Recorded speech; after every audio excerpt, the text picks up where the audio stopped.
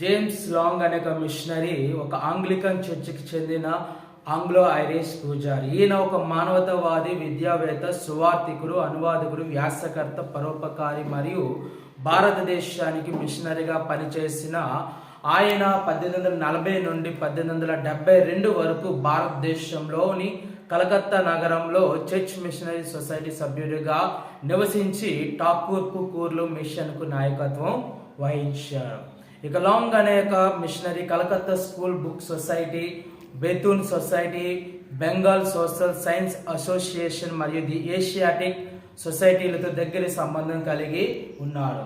అతను దినబంధు మిత్ర రాసిన నీల్ దర్పణ్ నాటకం యొక్క ఆంగ్ల అనువాదాన్ని కూడా ప్రచురించారు. ఈ కారణంగా ఈ చర్యకు అతనిపై పరువు నష్టం మరియు జరిమానా మరియు కొంతకాలం జైలు శిక్ష కూడా అనుభవించినారు.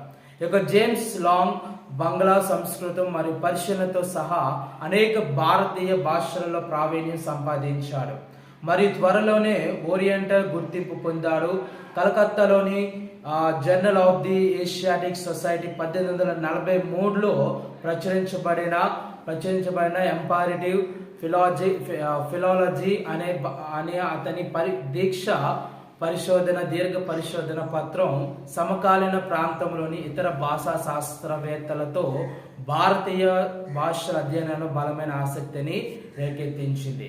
1872లో జేమ్స్ లాంగ్ శాశ్వతంగా కలకత్తాను విడిచిపెట్టి తన జీవితాంతం లండన్లో గడిపాడు.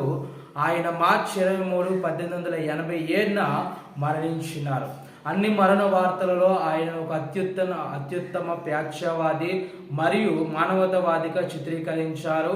ఆయన మరణానికి ముందు లాంగ్ లెక్చర్షిప్ అనే ఓరియంటల్ రిలీజియన్ అనే ఎండోమెంట్ను స్థాపించారు. ఇది ఇప్పటికీ కూడా అమల్లో ఉంది. ఈ విధంగా ఆయన ఐర్లాండ్లో పుట్టి పెరిగి మన భారతదేశానికి వచ్చి విశేషమైన కృషి సేవ పరిచర్యను మన భారతదేశంలో కలకత్తా ప్రాంతానికి అందించినారు.